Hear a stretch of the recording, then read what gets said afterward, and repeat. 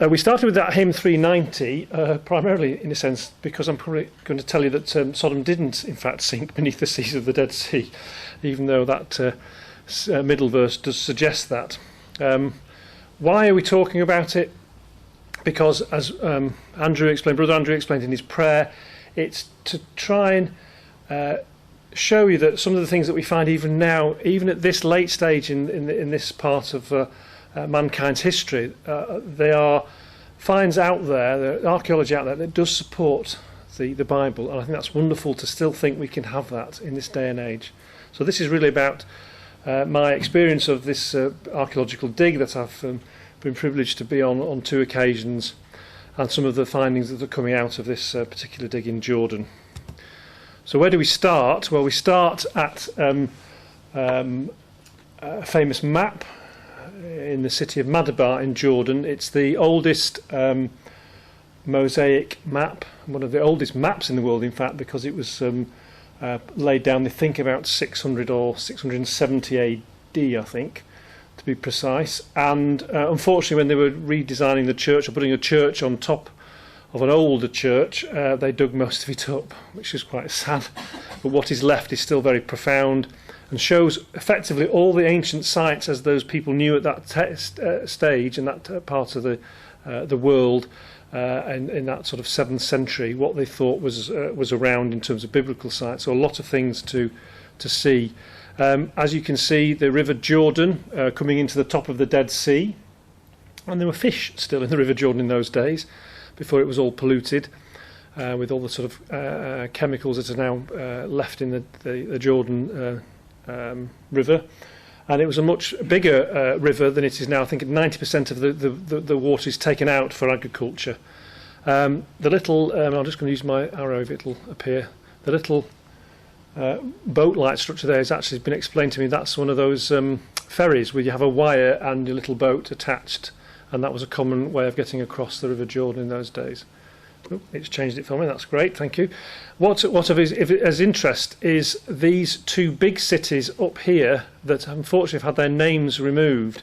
If we go back one, if it'll go back, the city down here, I'm reliably informed from the, I'm going to say Greek lettering, but it's probably not Greek lettering, is Jericho, the city of palms, and you can see that's a fairly large city. And there were 2 large cities up here in the effectively the eastern aspect of the Jordan Valley, what is now modern-day Jordan. Sadly, the names have been removed. It'd be interesting to know what people in the 7th century thought those were. A geography lesson. I'm not very good at geography, but the Jordan River used to flood. It doesn't anymore, but it was like the Nile and would flood the bottom of the valley. A moderate spring inundation would give a lot of fertile soil. This was a very fertile area, less so now, it's a bit desert-like at the moment, but it was a very fertile area and was called the Plain of Jordan, and that's why a lot of people and the cities sprung up there. A very high spring inundation, it would go even further up the valley. Nobody, of course, would try and live there. It wouldn't be very easy to live in a floodplain, but the cities were just placed just outside. So this is the disc, or the Kikar of Jordan, mentioned in the Bible on several occasions, and certainly he's recognised to be where the cities of the plain were based. These are the trade routes. I'm not going to go into too much detail. Jericho we obviously are familiar with. And then this place called Tal al-Haman, which is a mound certainly much bigger than Jericho, which is the place that I've been privileged to dig in and where the dig is going on, and we think is going to be ancient Sodom. And there are neighbouring villages, which will be Admah and Zeob, Admah, I think, and obviously Gomorrah being one of those sister cities. Lots and lots of other sister and smaller villages around these very large ancient sites. So if we plonk ourselves on Mount Nebo, down at this end you can see the river. This is present day, the Dead Sea, which is now shrinking at 1 metre a year, so it's dropping by 1 metre per year and will disappear by 2050 if the Lord remains away, and will be completely gone because it's there's no water filling it up anymore. Jericho is here. Jerusalem in the background, you can just make out in the hills there. This is what is the plain of the Jordan now. Still quite fertile in places and lots of agriculture going on. We're going to be looking at this top end because that's the Catherine Dam here. There's a little reservoir here. But this is we're on top of Mount Nebo. If we zoom into where I've just had my marker, the Catherine Dam, we're now looking northwest from Mount Nebo, and I think this is going to tell us, yes, that's the Catherine Dam reservoir, and this is the vicinity of this site called Tal al-Haman, and those are the two tals, or tells as we call them in English, these ancient sites. They were completely undug over until about the 1990s, and the reason was because the Jordan military had them as their land, and they used to place tanks on the top to face Israel because obviously the troubles that they've had with each other. But as the tensions lessened, they decided to give this site up. So it's been available to archaeologists for the last 20 years and been dug for the last few years. It's a huge site by any measurements of ancient structures. It's 1,000 metres, 1 kilometre in size. And that's what it looks like from sort of towards the dam, really. Just down here, just to put it into perspective, is a little, well, that's a mosque actually. The gentleman who owns this mosque is the owner of the land, along with 3 other landowners. He's built a little hut on the side of the mosque to house all the archaeological implements, the spades and that sort of thing, because obviously we need his permission to dig there. The coach there is on one of the dig days, one of the volunteers, myself included, have turned up, and you can see there's a modern road driving past now. But this is the actual site. The tanks were just left in tank emplacements at the top of the tal, and then it goes right out to the edge here. But I move on swiftly. This is where it gets a bit technical, a bit boring, so I can rush through as quick as I can. If you want to ask questions, please do, because I can stop at any stage. I'm happy to have a chat at the end, of course. I'm going to quickly skip these are sort of from the archaeological website as well, so they have these sort of terminology. However, I will remind us that we're looking at a time from the early Bronze Age up to Iron Age, Roman Age, where this site was inhabited on and off, mostly on than off, for many hundreds of years. And this is what they think is the structure and some of the places they've found already. Just for those of us who can't put dates to early Bronze Age. Okay. I'll just get... I can even go more than roughly. I can tell you exactly the sheet that tells me. I'm not very good at... So early bronze, we're looking at 3,500 to 3,100. That's early bronze 1, and then you've got early bronze 2 from about 3,100 BC to 2,800 BC. Early bronze 3 is 2,800, and so on and so forth. So we're looking at early bronze from 3,500 to about 2,500 BC. Then there's an intermediate bronze period, and then a middle bronze period, which is the key period we need to concentrate on. Middle bronze about 2000 BC up to about 1500 BC. Those are the sort of key. The yellow bits are where they've dug so far, and as you can see, it's a massive site. They've only dug small areas, despite having had access to the site now for 8 years, really, 8 to 10 years. I'm just going to quickly whiz through, but suffice to say the Middle Bronze time, and I'll just say the time of Abraham and Lot. I'm not going to go into any chronology because it gets very complicated. This city was a massive city, bigger than Jericho, absolutely big, and built very similarly to Jericho with massive ramparted, thick walls, as we'll see in a second. Huge, impregnable walls, you would say, from what they've dug out so far. As you'll see in the corner here, Brother Rittmeyer, who's an archaeological architect, and some of us will know him from our meetings with him. He's been involved for the last 4 or 5 years and has been doing the drawings and the technical details, and this is his view of what Tal Halloman would have looked like in the Middle Bronze Age, which is, again, I'll just say the time of Abraham and Lot. That, as you can see, is the gatehouse, one of the gatehouses. Though there were several large structures as we went round the wall, but that's one of the primary gatehouses there, and we'll see that later on. So again, quickly, just to put some meat on the structure, as it were. It's been occupied, this site, from very early times. Chalcolithic, I believe, is even before early bronze, which is very old. 4,000, as you can see, and then you go right through. But if you do notice, there is, the size of the thickness of the colour is related to the amount of occupation and the size of the occupation. So very well populated in the early, intermediate and middle bronze, and then there is a gap. And I want you to notice quite clearly from about 1500 BC, 1550 BC, there is nothing at all until 1000. And then Iron Age was sparsely populated. They did go back and put a little bit of structures on for the Romans, put a garrison. They put garrisons on everything, the Romans. So anything that was higher than sea level had a garrison on. But nothing at all like the place that was in the Middle Bronze. It appeared to abruptly disappear. And there is no evidence of any occupation for about 700 years, they think. Just leave you to put some mull over why that might be. So Iron Age, obviously, is later. Iron Age is, we're looking at sort of 1000 BC, obviously, moving up into those Hellenistic periods. But again, a sort of garrison-type buildings on the top tell, nothing at all, no population at all on the lower tell. Roman and Byzantine, they had a rather large bathhouse and a garrison in the Roman times. And then going back again, I'm just keep going back to it's a Middle Bronze, we're going backwards now.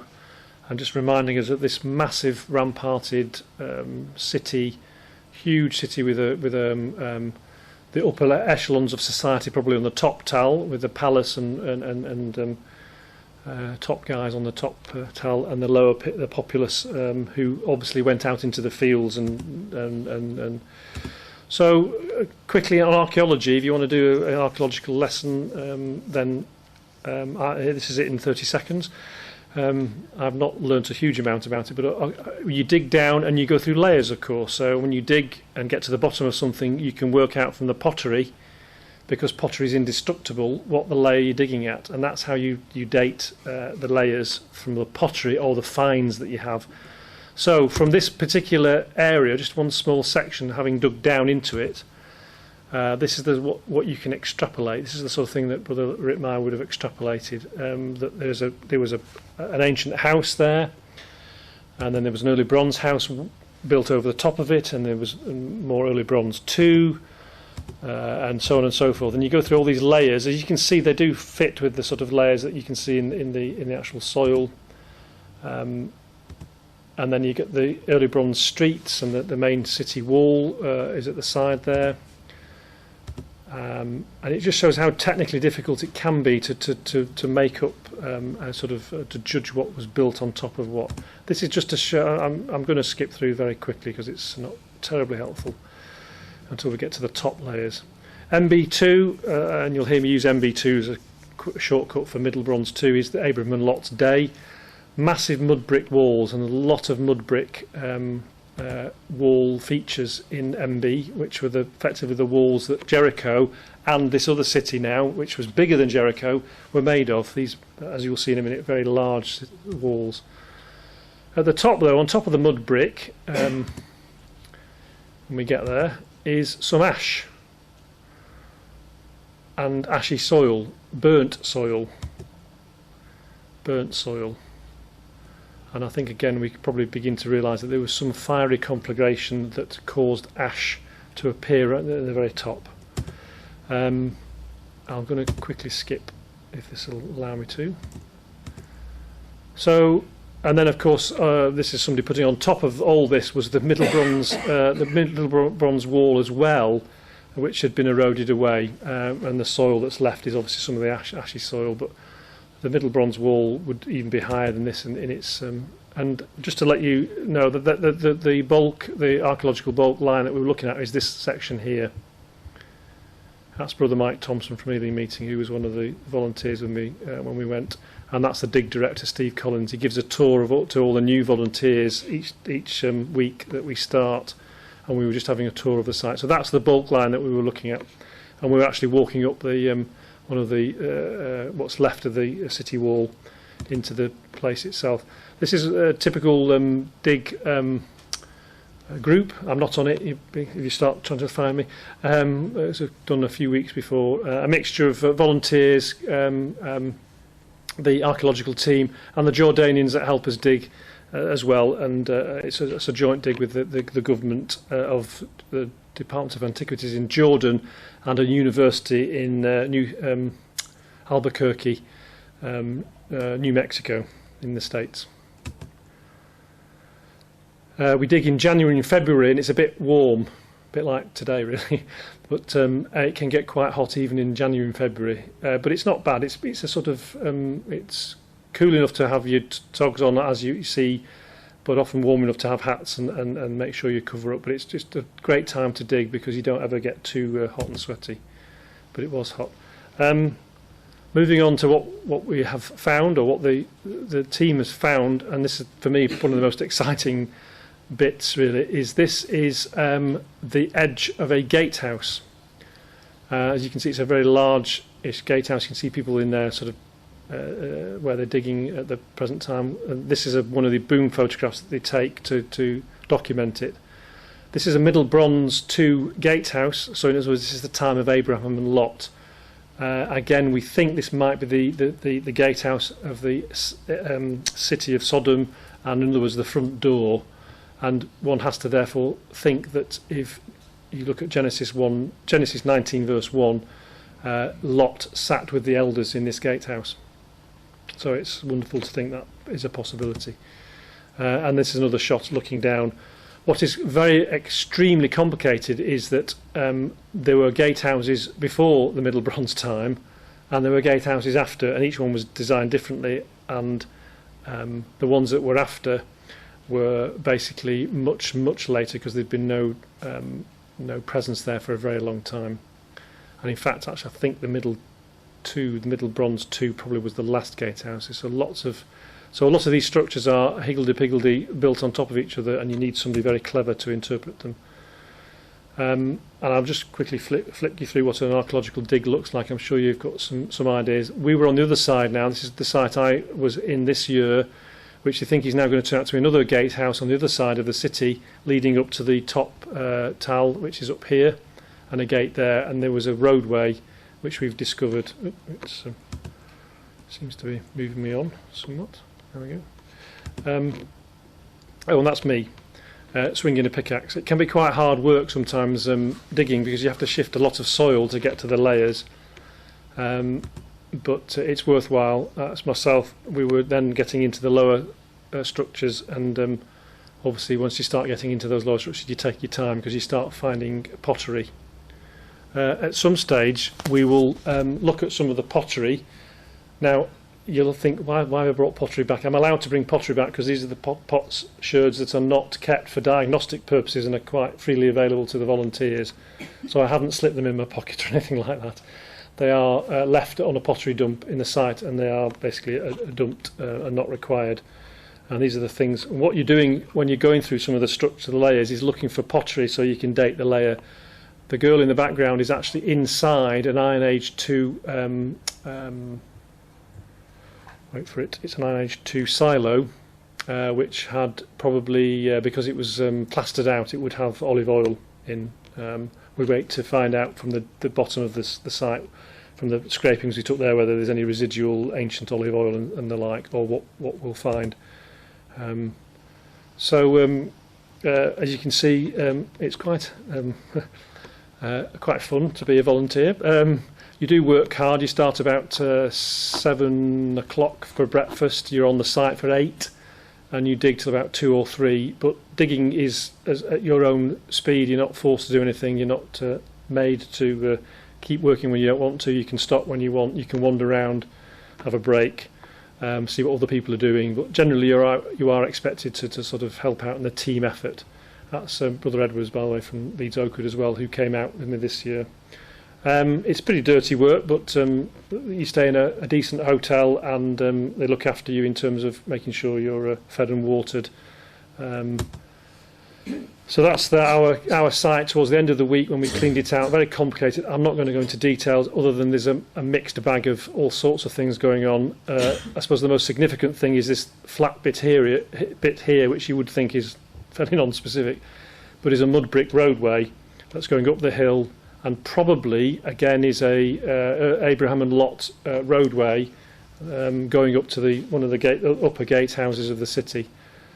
You can conjecture, of course, if Abraham and Lot in particular, of course, came into that city that way, that's the road he would have used. So what do you find on a dig? Well, it's quite exciting when you're digging away and you suddenly come across something like this. You think, wow, nobody's dug this out of the ground for, and in this case, because it looks fairly Iron Age, you're looking at about 3,000 years it's been sat in the ground, and you're digging it out. So you take your time, and if it's really important, like this one, maybe you take pictures of it as well. Hence the reason this chap has come with his marker to measure it before you lift it out. If you're very, very lucky, you find finds like this. This is in the Roman bathhouse, and I think they must have chucked a load of pots in as they left. But there, as you can see, there are multiple pots that they found. This is at the bottom of the bathhouse. Incredible find, and obviously they just come out quite slowly, but eventually they will all be lifted out and all dated. This was the most exciting find of the week, possibly. Again, one of the volunteers on the right here with two helpers is removing this early bronze jar, whole top jar, and you take your time getting that out. It probably took a couple of hours, I think, to free that up and then move it slowly. In fact, he was so keen that he didn't put it with the other pots underneath the coach on the way back to the hotel, where we would do all the pottery washing and dating the pottery, that he sat with it on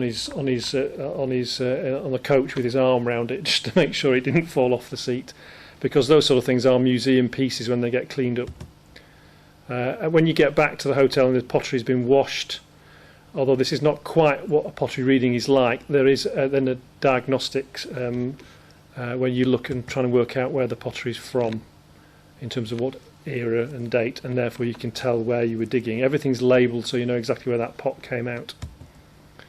And of course you get occasionally finds like this, which are wonderful.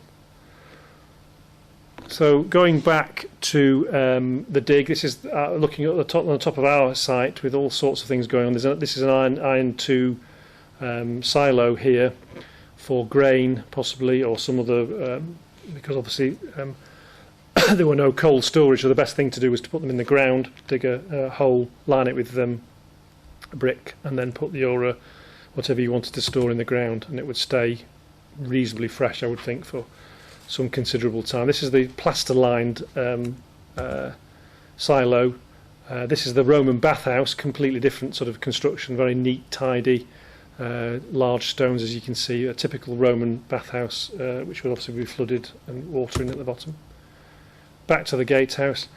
Just to let you know where I was digging the first year, because I spent all of 1 week digging that section where my little arrow is. That's my wall, which I am very familiar with and very fond of, really. And there's a little inset here that can't quite understand why. I called it my lot seat, actually, after a while, because it was just, we couldn't understand why there was this little cut, almost like a little seat in a wall. It's on the wrong side, by the way, for it to be relevant, but so you do get very attached to where you're digging, because obviously you spend a lot of time. This is Lane Rittmeyer he comes at the end of all the digs each 6-week period and looks at everything that we've dug out, and then makes his drawings and detailed assessment of what the findings are likely to mean. Although obviously a lot of people on the site are very knowledgeable, he just puts the icing on the cake, as it were, in terms of exact, and then he produces things like this. And because he can do this, because he's seen other places across the Middle East and is very knowledgeable, he thinks this is how the Middle Bronze 2 gatehouse looked, and I was obviously digging in one of these structures here, obviously the base of the structure, because it's all been gone now, it's been destroyed or reused, And this is you could say is where Lot will have gone in and out of, and will have sat inside behind the gate, because you had very small gates. You didn't want large invading armies to try and get through a gate. You made them very small so you could keep an eye on who was coming in and out, although you'd be watching from the top as well. And behind you'd be sort of checking them, almost a little bit like customs really. People went in and out of the city-state of Sodom. So that's what probably the front end of Sodom looked like in Abraham's day. We do find this from time to time. You'd expect us to find the occasional person dead, either in a grave or sometimes, as in this case, possibly died on site and may have been in part of the last conflagration of Sodom. As you can see, these are human remains. And because we know where it's from, we know this is very ancient and not modern. It's not a Muslim grave, so that means we can disturb it and we can move the bones once we've documented it all. To find a skeleton as this full is unusual, I have to say. But that is obviously a human skeleton. So I'm going to move on. We're going to look at the scriptures at some stage, but just coming up. Actually, no, I think we'll look at them now. So a little interlude, and I'm going to just ask you to look at Luke 17, verse 26, and then we'll look at 2 Peter. Why is Sodom important? Well, I think to me it's important because Jesus didn't mention many places in terms of city names of places that were ancient and gone. He mentioned a few of course around where he was living and his day, but to mention something that wasn't there is, I think, unusual, and therefore for me it's important, and we should therefore try and understand it, learn about it, and work out what happened. Luke 17 verse 26. So I'll just you probably got there before me. You have. I should have got something to read it out, shouldn't I? So it starts with, just as it was in the days of Noah, so it will be in the days of the Son of Man. And the flood came and destroyed them all. And then it goes on, Jesus goes on to say, it was the same in the days of Lot. People were eating and drinking and buying and selling, planting and building. But the day Lot left Sodom, fire and sulphur rained down from heaven and destroyed them all. Now we read that in Genesis. And some people have said, and still do, Genesis, it's all sort of myth, it's all made up stories. Jesus mentioned it. It's not made up in Jesus' time. It wasn't made up then. It was a story he wanted to impress on his people he was speaking to for a reason. Now, we haven't got time to go into the reasons this afternoon because I'm more dealing with the actual archaeology and the place, but obviously there's huge significance. If Jesus mentions it, it's therefore significant. And to me, we need to understand whether that story is true. I think it is, of course, because Jesus said so. Other people need evidence, don't they? They need to, I'll only believe in Sodom when it's been found. It probably has been found. So let's go into the details to why we think it's been found, and we can then perhaps debate as to what we should do about our lives, knowing the story of Sodom. Sodom had massive city walls. From the early Bronze time to Middle Bronze time, it had these are the actual outside walls of the city, 17 foot thick. I don't know how big this room is.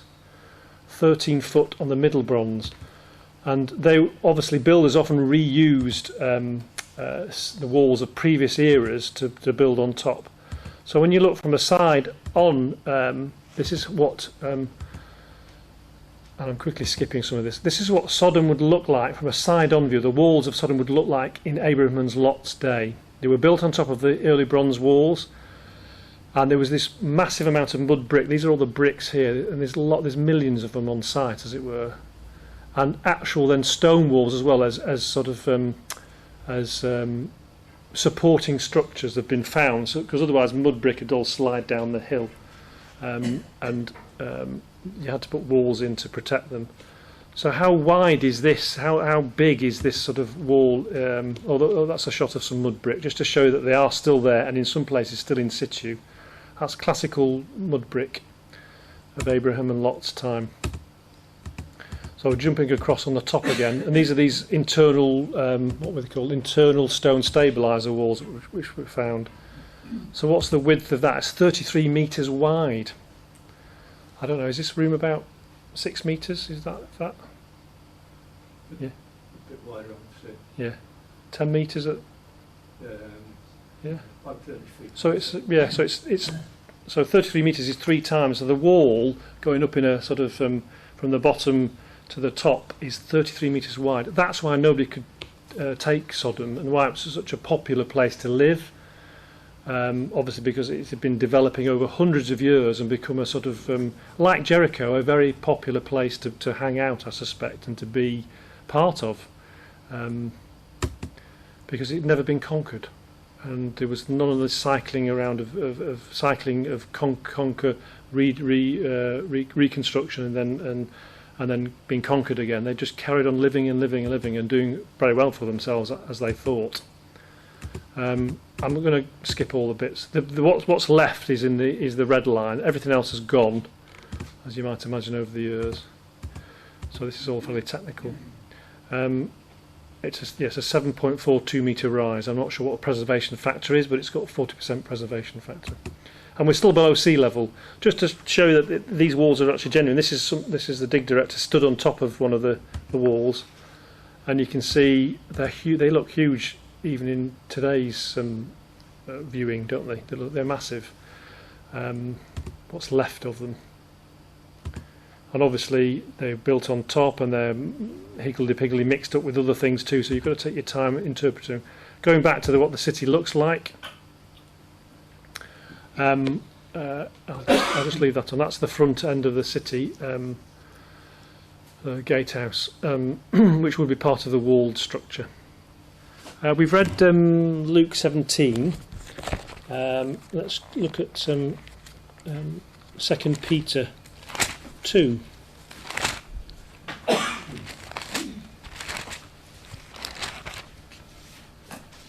Second Peter chapter 2 and verse 5, I think. Again, starting about Noah.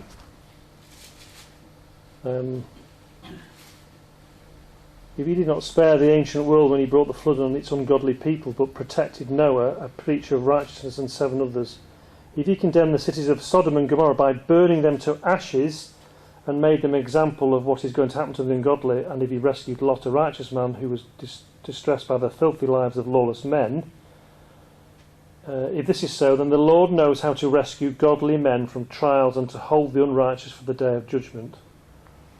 So I think that's beginning to say to us this is important. There's a lesson to be learned about Sodom and what happened to it. So what did happen to it? Well, quite clearly the archaeology of this place quite clearly says that about 1550 BC or somewhere around that time, it all finished. It was completely wiped out, and there appears to be some sort of fiery conflagration that happened. There's a huge layer of ash that sits on top of the some of the middle 2 bronze structures. This is another example of what you sometimes come across. These are mud brick walls that have tumbled down. We call it tumble. Somebody's very cleverly cleaned this up to show what it might have looked like after the walls had come tumbling down and been destroyed by who knows what. But I will give you at least some idea what I think the theories are at the moment. And again, this is just to show you the ash layer. These are layers here of ash. You can see the black. It's pretty obvious that this is quite commonly seen sometimes in archaeology when there's been a fire, and it will be very thin, a few inches or even just a tiny strip, but to have it several centimetres thick or several feet thick in places show that there was a massive destruction, huge, and it was all across the city. And in fact, when I say all across the city, it was all across the plain of Jordan, but to a lesser extent. So as you go across, out away from this site, from Tel Haman, Sodom, towards other cities, you find the ash layer get smaller and smaller and smaller. It's still there in Jericho. You can see it in Jericho. Smaller and smaller and smaller, further away. So it appears whatever happened, Sodom was the epicentre I think I've nearly finished my slides, because what I want people to do is have a look at some of the pottery, and then we're going to finish off by looking at, in fact, Ezekiel and some of the theories on the destruction of Sodom. We talked about the ash layer.